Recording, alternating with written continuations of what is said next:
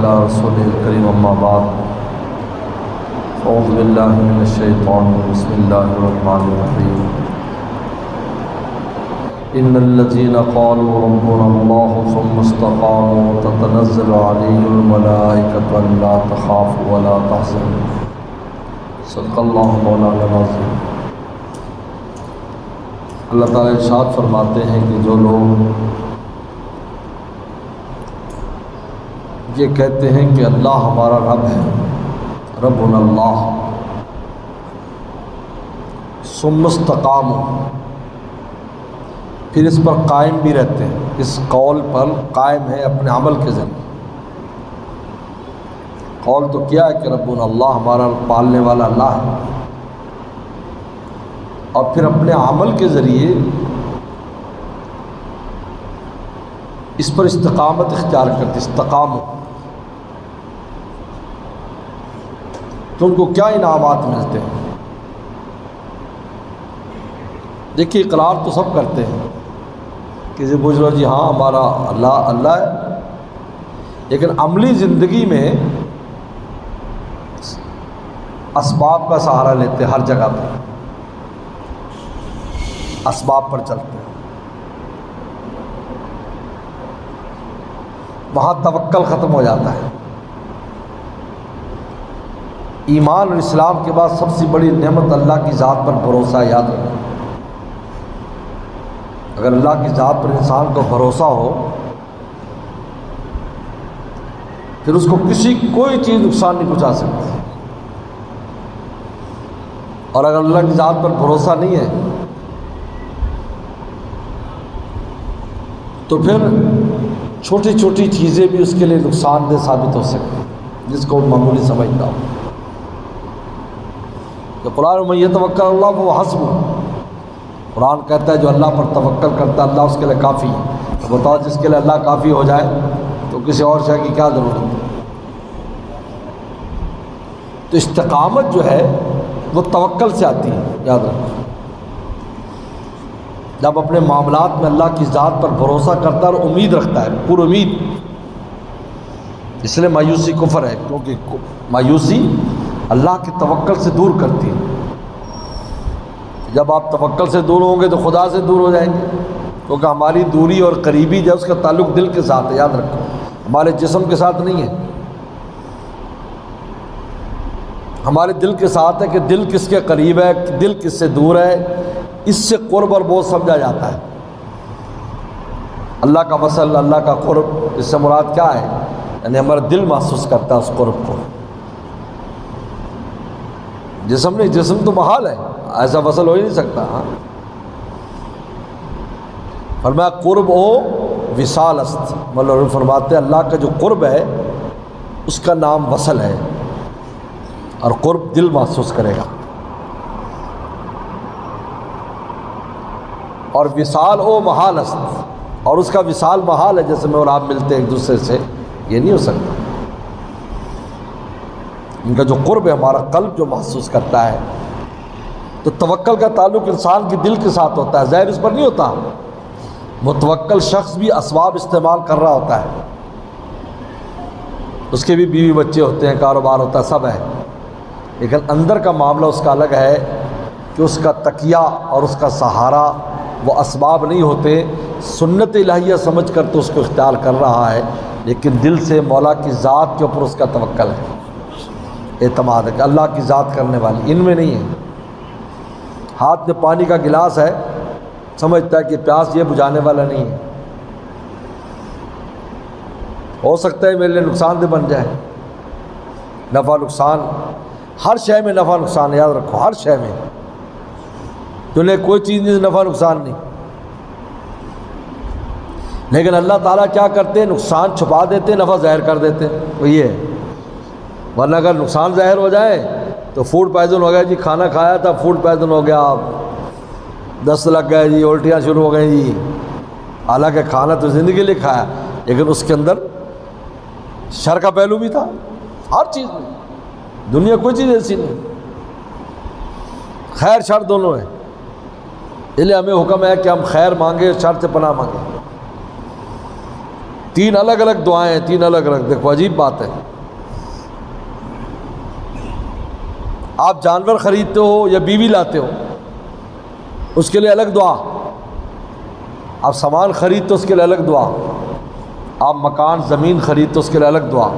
اور تینوں دعاؤں کے مفہوم میں دیکھ لیں، آپ جانور لائیں یا بیوی کو لائیں، سنت ہے کہ اس کی نشانی کے بعد اللہم انی اسألک خیرہا و خیر ما جبلت علیہا، اللہ میں اس کی خیر مانگتا ہوں اور اس خیر پر یہ پیدا کی گئی، وَأَعُوذُ بِکَ مِن شرہا و شر ما جبلت علیہا، اور اس کے شر سے پناہ مانگتا ہوں اور جس شر پر یہ پیدا کی گئی. تو دیکھو اس میں خیر شر تھا تو دونوں باتیں فرمائی آپ نے. اب جانور لے کر آئے، کوئی جانور گھوڑا لے کر آیا ہے، بکری لے گئے، اللہم انی اسألک خیرہ خیر ما جبلت علیہ اعوذ من شر شر ما جبلت علیہ.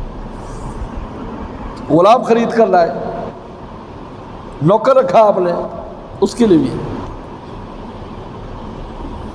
اب آپ نے کوئی بنی بنائی چیز خریدی، گاڑی خریدی، موٹر سائیکل خریدا، پستول خریدی، موبائل خریدا، اللہم انی اسألک خیرہ و خیر ما صنع لہ، یہاں تک کہ کپڑا بھی پہنا، کپڑا پہنا.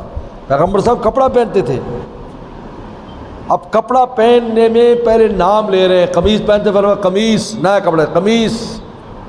پھر بعد اللہم انی اسألک خیرہ و خیر ما صنع لہ وَأَعُوذُ بِکَ مِن شَرِّهِ وَشَرِّ مَا صُنِعَ لَهُ. اے اللہ میں اس کی خیر مانگتا ہوں اس قمیض کی اور جس خیر کے لیے بنائی گئی، اور اس کے شر سے پناہ مانگتا ہوں اس شر سے جس کے لیے بنائی گئی. تو معلوم کہ قمیض میں، کپڑے میں بھی خیر چاہ رہے ہیں، آپ کی موٹر سائیکل میں خیر چاہ رہے ہیں، آپ کی گاڑی میں خیر چاہ رہے ہیں، آپ کی ٹوپی میں. شلوار پہنتے تو فرماتے شلوار یہ دعا ہے، بس اتنا پہلے کہنا اللہم لک الحمد کما کسوتنی، اللہ آپ کا شکر ہے آپ نے مجھے کپڑا پہنایا. اللہم لک الحمد کما کسوتنی اسألک خیرہ و خیر ما صنع لہ وَأَعُوذُ بِکَ مِن شر شر ما صنع لہ. اب آپ نے زمین لی، مکان لیا، کوئی چیز لی، وہاں پھر دعا آ گئی اللہم انی اسألک خیرہ خیر ما خلق لہ وَأَعُوذُ بِکَ مِن شر شر ما خلق لہ. اللہ جس کے لیے پیدا کیا گیا ہے، جس خیر کے لیے وہ دے دے، اور جس شر کے لیے پیدا ہے اس سے مجھے بچا. اب بتائیے کہ ہر دنیا کی ہر چیز میں جو بظاہر نفع بخش بھی ہو، اس میں نفع نقصان کا پہلو ہے. صرف ذات الہی پر جب آدمی توکل کرتا ہے تو اللہ تعالیٰ اس کا شر ہٹا دیتے، خیر ظاہر کر دیتے. اب بتاؤ کس سب اسباب پر انسان سہارا کر سکتا ہے، جبکہ اس میں دونوں باتیں ہیں، دونوں باتیں. انسان بیوی لے کر آتا ہے تو بیوی تو انسان کی گھر کا فرد ہے، گھر کی مالکن ہے، لیکن وہاں بھی بتایا جا رہا ہے بھی اس میں انشاءاللہ سے ہو جاتا ہے. کتنے برباد ہو گئے، ان کے لیے فتنہ بن گئی، ان کے لیے فتنہ بن گئی، آزمائشیں بن گئی، پیغمبروں کے لیے بن گئی، پیغمبروں کے لیے. نوح علیہ السلام کی بیوی ان کے لیے فتنہ بن گئی، لوط علیہ السلام کی بیوی بن گئی. دیکھو قرآن اٹھاؤ، مثال دی اللہ تعالیٰ نے. اور وہ جنت میں چلی گئی.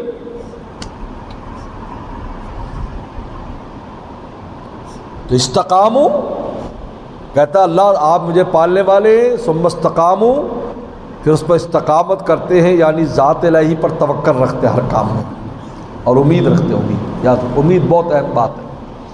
امید رکھیں گے خیر کا معاملہ ہوگا. اس لیے بزرگوں نے تو یہاں بھی منع کیا ہے کہ ویسے ہی بندے منہ غصے میں کہتا نہیں بس یہ کام بننے والا نہیں ہے، بس یہ بڑا کوشش کے دفعہ مارو یہ.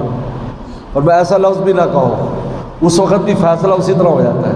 یہ لکھا ہے بزرگوں نے، اتنی باریک بات ہم تو خیال ہی نہیں کرتے، ہم تو خیال نہیں کرتے، چل ہونے والا نہیں ہے بس چھوڑو جی.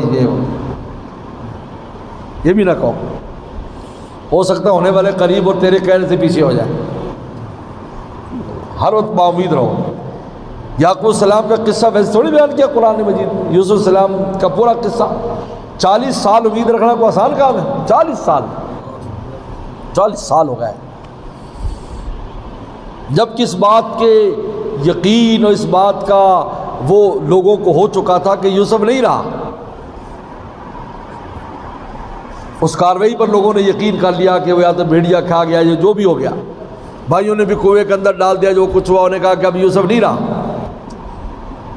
اور ابا کی دل کے اندر ایک امید کا چراغ روشن ہے. تحسسوا، جاؤ تلاش کرو یوسف کو.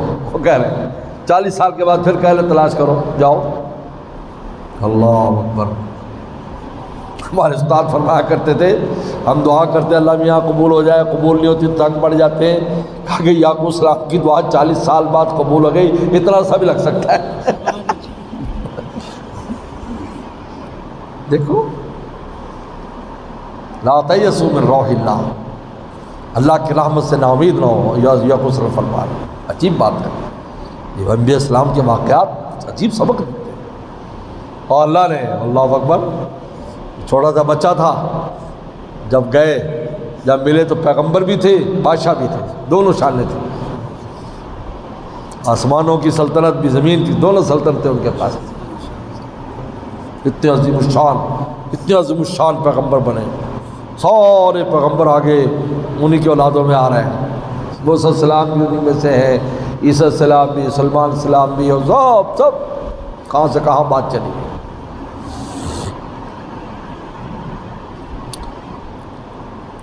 ثم استقاموا، استقامت کرتا ہے، اللہ پر بھروسہ رکھتا ہے. اس میں یہ نہیں کہ اسباب اختیار نہ کرو. یاد رکھو، ہمارے ہاں رہبانیت منع ہے کہ سب کو چھوڑ کے بس مسجد میں بیٹھ جاؤ اور کوئی کام نہ کرو. نہیں، یہ بیکار بازی اسلام کو پسند نہیں. کہتا کام کرو. وہ ایک بزرگ تھے نا، وہ جنگل میں جا رہے تھے تو انہوں نے دیکھا کہ وہاں پر جنگل میں ایک شیر نے شکار کیا، اور پھر جو بچ گیا تو گھسیٹ کر ایک کھجور تھی، اس کھجور میں سے بالکل نیچے بہت کھجوریں سی نکلی تھی، اس کے پاس لا کر رکھ دیا. اب بزرگ دیکھ رہے ہیں تو اتنی دیر میں وہاں سے ایک کوا نکلا جو نابینا تھا، اور وہ چونچ مار مار کر کھانے لگا. تو بزرگ کے دل میں آیا، یار اللہ ایسے بھی پالتا ہے. یہ دیکھو اس کو کہاں سے روٹی دے رہا اور شیر لا کے دے رہا ہے. تو اس نے بھی اس سے جنگل میں ایک مسجد تلاش کی اور اللہ اللہ شروع کر دی. بس بھائی میں ہی رہوں گا، رزق کا انتظام اللہ کرے گا. اب ایک دن گزر گیا، 2 دن گزر گئے.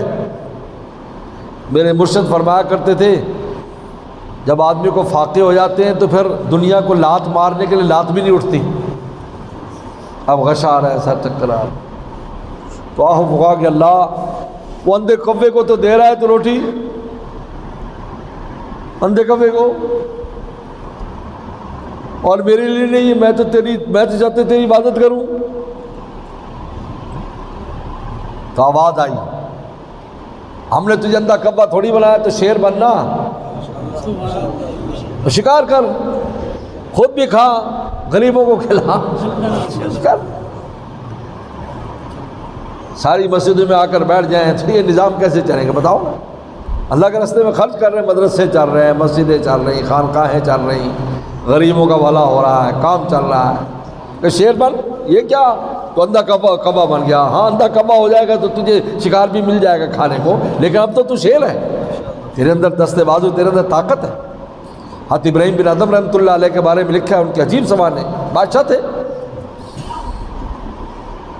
اور پھر فقیری اختیار کر لی. دیکھر اعظم کے اعتبار سے بڑے بلند تھے. لکھا ہے کہ یہ جب موسم آتا تھا کٹائی کا تو وہاں پر جا کر لوگوں کی کٹائی کرتے تھے، وہاں سے پیسے جمع کرتے تھے، کٹائی. اور اللہ نے ان کو اتنی طاقت دی تھی، کہتے ہیں 8-8 10-10 ایکڑ اکیلے کاٹ دیتے تھے. اور پھر ان کو جو وہاں سے پیسے ملتے، ان پیسوں کو جو ان کے پاس اللہ اللہ سیکھنے کے لیے آتے ان پر خرچ کرتے. یہ حضرت کا معمول رہا آخر تک. اللہ نے بڑی طاقت دی. صحابہ میں سلمان فارسی کی طاقت نظر آتی ہے کہ اکیلے 10 کے برابر کام کرتے تھے، اور بزرگوں میں ابراہیم بن ادم کی نظر آتی ہے. میں نے ان کے جو حالات پڑھے ہیں، اکیلے کچھ کرامت بھی تھی اور کچھ طاقت بھی تھی، ان پر خرچ کرتے. پھر درویش آتے ان کا لو بھائی، ان پر خرچ کرتے. اور کبھی فاقے آ جاتے تو کہتے مٹی، گیلی مٹی کھا لیتے تھے. گیلی مٹی کہتے اگر اس کا ضرورت کے بغیر بھی جواز ہوتا تو میں اسی پر ہی گزارا کر سکتا تھا کہ میں گیلی مٹی کھا لیا کروں. لیکن وہ جب فاقہ اضطراری حالت آتی تب استعمال کرتے تھے۔ تو فرمایا کہ اسباب اختیار کرو، لیکن دل کا اعتماد ذات الہی پر ہو۔ تو کیا ہوگا؟ تتنزل علیہم الملائکہ، اللہ فرماتے پہلا انعام یہ دیں گے کہ فرشتوں کی جماعت ہر وقت ان کے ساتھ رہے گی، اور وہ تسلی دیتے اللہ تخافوا ولا تحزنوا، نہ ڈرو نہ غم کرو۔ یہ تسلی اس کے دل کو دے گی، نہ ڈرو نہ غم کرو، کچھ نہیں ہونے والا۔ کتنے ڈر کے نقشے آئے، فکر نہیں کرو، کوئی غم نہیں آئے گا، ایسا کوئی غم نہیں ہوگا کہ جس سے دل ہمیشہ دکھتا رہے ایسا ہو گیا ایسا ہو گیا، ایسا کچھ نہیں ہوگا۔ آئیں گے غم، آئیں گے، لیکن ایسا غم نہیں ہوگا جس کو روگ کہتے ہیں، روگ لگ جاتا ہے، ایسا کچھ نہیں ہوگا۔ وابشروا بالجنہ، اور پھر جنت کی بشارت دیں گے، کیونکہ استقامت جب آ جاتی ہے اور توکل آ جاتا ہے تو اس کا راستہ، اس منزل جنت ہے۔ وہ گوزہ ہے ہی مولا کا، تو جانا کہاں سے؟ مولا کے پاس ہی جانا ہے، کہاں جانا ہے؟ یعنی ایمان پر خاتمے کی بھی بشارت ہے اس میں۔ نحن اولیاؤکم فی الحیات الدنیا فی الآخرہ، اور بہت بڑی بشارت اس میں۔ یہ قول جو نحن اولیاء، مفسرین جماعت کہتی ہے اللہ تعالیٰ کا قول ہے کہ اے انسان ہم دنیا میں بھی تیرے دوست اور آخرت میں بھی تیرے دوست، کیونکہ تو نے ہماری ذات پر توکل کر لیا اور ہماری ربوبیت پر استقامت اختیار کر لی۔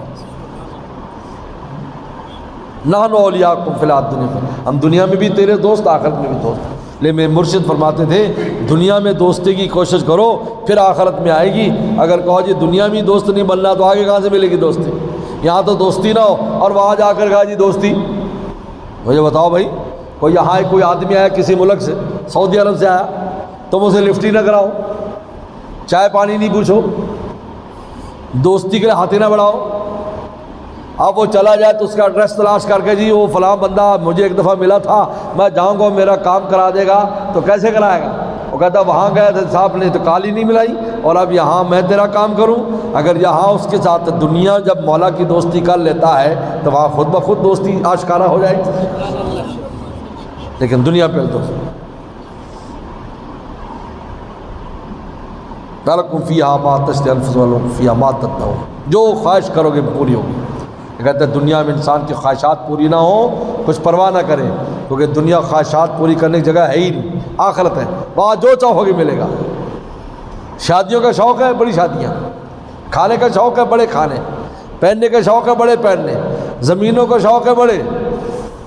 حدیث شریف میں آتا ہے رسول اللہ تشریف فرماتے تھے، ایک صحابی نے پوچھا، آپ نے واقعہ سنایا کہ ایک آدمی اللہ تعالیٰ سے، اللہ میں کھیتی باڑی کرنا چاہتا ہوں۔ اللہ فرمائیں گے تجھے کیا ہو گیا؟ یہاں کو کھانے پینے کی کمی ہے جو تجھے کھیتی لگانی؟ کہ نہیں اللہ میرا شوق ہے، اچھا لگا۔ وہ آئے گا، ہل وہ جو ہے چل جائے گا اور بیج بھی پڑ جائے گا اور فصل تیار ہو جائے گا، اور کٹ کے وہ بڑے سارے پہاڑ جیسے ڈھیر لگ جائیں گے۔ تو ایک عرابی تھا، عرابی، اب یہ جو عرابی لوگ ہوتے ہیں گاؤں والے، وہاں وہ کھیتی باڑی نہیں عربوں کے یہاں ہوتی، بلکہ بکری وغیرہ چاہتے ہیں، کیونکہ وہ زمین ہی اس قابل نہیں ہوتی، نہ پانی ہوتا ہے، ریت ہوتی وہاں۔ تو فوراً بولا، انہوں نے کہا حضرت یہ یا تو قریشی ہوگا یا انصاری ہوگا یہ جو مطالبہ کرے گا۔ بہت ہنسے، کہا کہ اس لیے کہ ان کی زمینیں ہیں اور یہ ذمہ داری کرتے ہیں، ہم لوگ تو بکریاں پالتے ہیں، ہم یہی مطالبہ نہیں کریں گے، ہم نے کھیتی کرنی۔ اب بتائیے یہ خواہش بھی پوری کی جا رہی، مجھے اولاد ہو جائے، اولاد ہو جائے گی، بیوی حملہ ہو جائے گی، فوراً بچہ ہو جائے گا، بس اس کے بعد کسی جنت میں بسا دیں گے اس کے، جاؤ بھائی جنتوں میں بڑی گنجائش ہے۔ وَلَكُمْ فِيهَا مَا تَشْتَهِي الْأَنفُسُ وَلَكُمْ فِيهَا مَا تَدَّعُونَ، وہاں جو مانگو گے، جو خواہش ہوگی پوری۔ دنیا خواہشات کی جگہ نہیں، دنیا ضروریات کی جگہ ہے، وقت پورا کرنے کی جگہ ہے۔ اپنا وقت پورا کرو، ہر ایک کو آگے جا کر نظام کو کرنا ہے، یہ خواہشات نہیں، خواہش پوری نہیں ہوتی، گلے کوٹ رہے ہیں، مر رہے ہیں، کیا بات ہے؟ تو خواہشات پوری ہونے کی جگہ ہی نہیں ہے۔ یہاں اگر ہماری اپنی مرضی چلتی تو کوئی بھی نہ مرتا ہے، سارے بابے شابے ادھر مسجد کے اندر باباؤں کا قبضہ ہوتا، جوانوں کے لیے تو جگہ ہی نہیں تھی، پیچھے کہیں پڑے ہوتے۔ ہمارے والد صاحب فرمایا کرتے تھے کبھی کبھی کہ موت بھی بہت بڑی نعمت ہے، تو پھر فرماتے ہیں اگر موت نہ ہوتی تو یہاں پر 200 300 سال کے بابے پڑے ہوتے جو معذور ہوتے، اب جوان بیچارہ اپنی روٹی بچوں کی کمائے یا ان کو کھلائے۔ اللہ تعالیٰ سب کو لے جاتا ہے، چل بھی آخرت کے خزانے میں جمع ہوتے چلے جاؤ، اور میدان خالی ہوتا چلا جائے پچھلوں کے لیے، وہ اپنا کام کریں اور اپنی فرائض کو پورا کریں، پھر ان کا بھی وقت آ جائے۔ بس اللہ عمل کی توفیق عطا فرمائے۔ وآخر دعوانا ان الحمدللہ۔ اللہم لک الحمد کما صلی علی محمد کما تحلو وفل بنا کما تعلف انک انت التقوی والمغفرہ۔ اللہم وفقنا لما تحب وترضى من القول والعمل والفعل والنیت والهدی والہدی انک علی کل شیء قدیر۔ صلی اللہ تعالی علی خیر خلقہ محمد وآلہ وصحبہ اجمعین۔